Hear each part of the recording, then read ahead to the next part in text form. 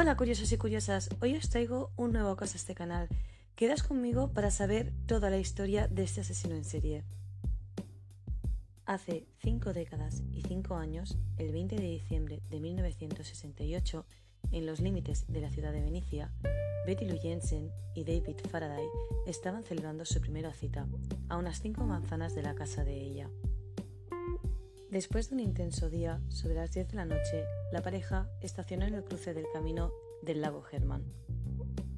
Pasado un tiempo de estar ellos dos solos, de repente, de la oscuridad de la noche, apareció otro coche y aparcó al lado de ellos. De este coche se bajó un hombre, que se acercó al coche de Betty y David. El hombre sacó una pistola y disparó a David en la cabeza de una forma fría, sin pensárselo 2 veces. Betty intentó huir, pero no pudo.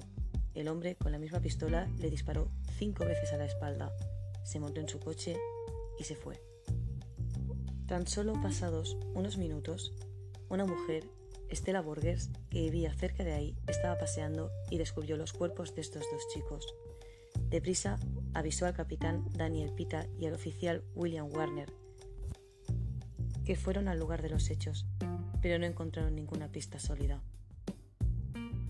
Y desde ese momento empezó una investigación que ha durado hasta el día de hoy, 55 años después, cuando han logrado identificar quién fue ese asesino. Pasados unos meses de este hecho, el 4 de julio de 1969, a un aparcamiento en Blue Rock Springs, en Vallejo, California, a unos 6 kilómetros del asesinato anterior, había otra pareja aparcada. Nuevamente, un coche aparcó detrás de ellos, y de él se bajó un hombre. Este hombre se acercó al coche y les alumbró directamente a la cara para cegarlos, y fue entonces cuando disparó con una Luger 9 mm, matando de nuevo a la pareja. A las 12:40 del día siguiente, el 5 de julio de 1969, una llamada anónima informó al Departamento de Policía de Vallejo lo que había pasado.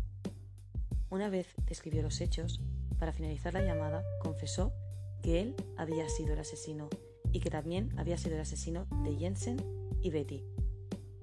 La policía, que aún está investigando este crimen, rastreó rápidamente la llamada, pero esta provenía de un teléfono público de una estación del servicio entre las calles Springs y Tulum, es decir, que estaba a unos pocos metros de la oficina del sheriff. Lo que el asesino no sabía es que esta vez había fallado y que la joven había llegado al hospital. Sobrevivió al ataque a pesar de haber recibido disparos en el rostro, en el cuello y en el pecho, y pudo dar parcialmente una declaración del asesino, pero al poco tiempo murió en el mismo hospital. Un mes más tarde, el 1 de agosto de 1969, 3 cartas escritas por el asesino llegaron a las redacciones del Vallejo Times Herald, al San Francisco Chronicle y al San Francisco Examiner. Estas cartas eran prácticamente iguales y en ellas se reconocían los crímenes descritos hasta el momento. La persona que envió las cartas fue muy clara: o las cartas se publican en la primera plana o ese mismo fin de semana mataría a 12 personas más. Los asesinatos, por suerte, no se llevaban a cabo, pero las cartas pudieron leerse en la primera plana de los periódicos. 3 días más tarde, otra carta llegó a la redacción del San Francisco Examiner, y en el inicio de esta carta, el asesino se denominó a sí mismo como el Zodíaco. Una parte de esta carta decía lo siguiente: me gusta matar gente porque es mucho más divertido que matar animales salvajes en el bosque, porque el hombre es el animal más peligroso de todos. Matar algo es la experiencia más excitante. Es aún mejor que acostarse con una chica. Lo mejor de todo esto es que, cuando me muera, renaceré en el paraíso y todos los que he matado serán mis esclavos. No os daré mi nombre, porque tratarán de retrasar o detener mi recolección de esclavos para mi vida en el más allá. Y después de este segmento había un criptograma de 408 caracteres indescifrable. El 27 de septiembre de 1969, Brian Harnell y Cecilia Shepard estaban tumbados en el césped haciendo una merendola en las orillas del lago Berryessa. Un hombre se les acercó. Este hombre estaba usando una capucha de verdugo negra, con unas gafas de sol sobre los agujeros de los ojos y una especie de babero que estaba colocado en el pecho con un símbolo reticular. El hombre se aproximó a la pareja con la pistola en la mano y afirmó que era un convicto fugitivo de una cárcel de Deer Lodge, Montana. Este hacía referencia de que había huido de la cárcel y que necesitaba un vehículo para continuar su ida hacia México. Le ordenó a Cecilia que amarrase a su novio y después que se atara ella misma. El asesino se acercó, miró que los nudos estuvieran bien fuerte y después sacó un cuchillo y apuñaló a ambos. A las 7:40, un hombre llamó a la policía y describió los hechos del asesinato. La policía fue hasta allí rápidamente, pero el teléfono lo encontraron descolgado. El hombre ya no estaba. En este terrible crimen, el hombre murió, pero la mujer logró salir con vida. El 11 de octubre de 1969 tuvo lugar otro asesinato. Este mismo hombre había abordado a un taxi, el taxi de Paul Stine. Le dijo que lo llevara unas calles más allá, y mientras el hombre lo llevó, este sacó un arma de 9 milímetros y disparó al taxista. Varias personas vieron cómo ocurría este hecho y dieron diferentes descripciones a la policía. Y es así como la edad del asesino del Zodíaco fue estimada entre los 35 y los 45 años. El 14 de octubre de 1969, el Chronicle recibió una carta más del Zodíaco, pero esta vez esta carta contenía una muestra de la camisa de Paul Stine, el taxista asesinado. El 9 de noviembre de ese mismo año, el asesino del Zodíaco envió otra carta, pero esta vez era una carta de 7 páginas, en la cual aseguraba que 2 policías lo detuvieron y hablaron con él por un espacio de unos 3 minutos, después de haber disparado contra el taxista. El 12 de noviembre siguiente, el Chronicle incluyó la declaración del Zodíaco, que era una parte de las 7 páginas de la carta, y Don Fogg escribió un memorándum explicando lo que había sucedido esa noche. El extracto de la carta dice así: espero que se estén divirtiendo mucho en tratar de atraparme, ese no era yo, en el programa de televisión, lo cual trae a la colación algo sobre mí. No tengo miedo de la cámara de gas porque me enviarán al paraíso todo más pronto, porque ahora tengo suficientes esclavos que trabajan para mí, donde todos los demás no tienen nada cuando llegan al paraíso, así que tienen miedo de la muerte. Yo no tengo miedo, porque sé que mi nueva vida será fácil en el paraíso de la muerte. El 22 de marzo de 1970, Caitlin Jones estaba embarazada de 7 meses y se subió a su coche, donde también llevaba a su hija de 10 meses de edad. Mientras iban de camino para visitar a su madre, un coche se puso detrás de ella y empezó a tocar el claxon y a encender y apagar las luces. Caitlin se detuvo a un lado de la carretera y el hombre que había detrás en el coche también lo hizo.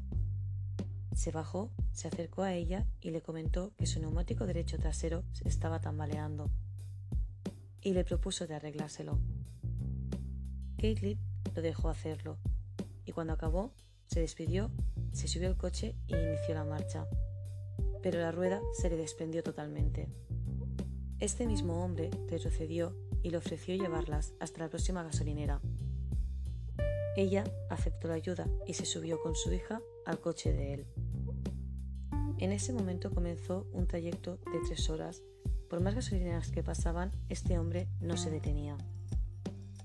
Caitlin, asustada por el peligro que ella y su hija corrían, aprovechó cuando el hombre se detuvo en una intersección para saltar del coche con su hija y ocultarse en el campo que había cerca. Por suerte, un camión vio todo lo sucedido y paró, haciendo que el secuestrador huyera.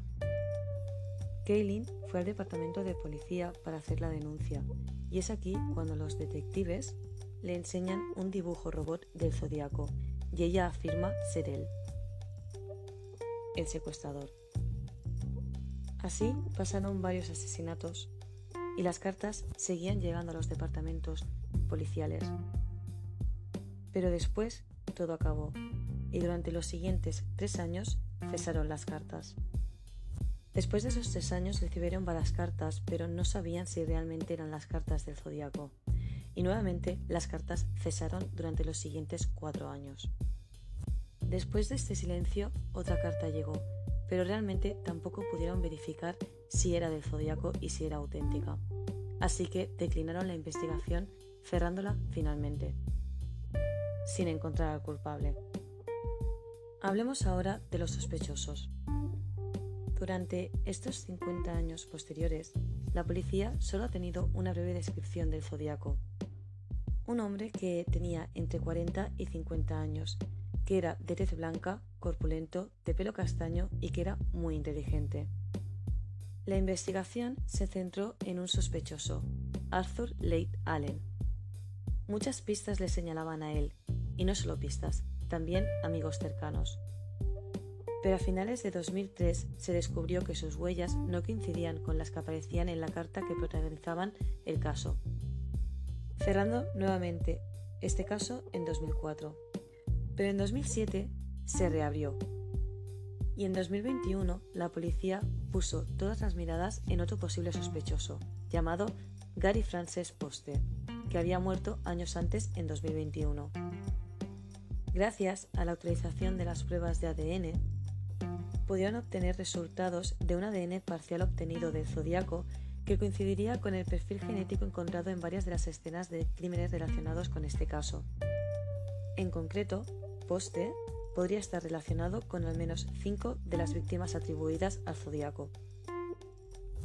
Aunque Poste ya no está vivo y no puede enfrentarse a sus actos, este descubrimiento puede permitir a las familias de las víctimas cerrar este doloroso capítulo en sus vidas. Pero, aún y así, nunca se podrán responder todas las preguntas relacionadas con el asesino del zodiaco, ya que Poste está muerto. Y es así como 55 años después, la policía ha podido cerrar este episodio y descubrir la identidad del asesino del zodiaco. Muchas gracias por escucharme y nos vemos en el próximo episodio.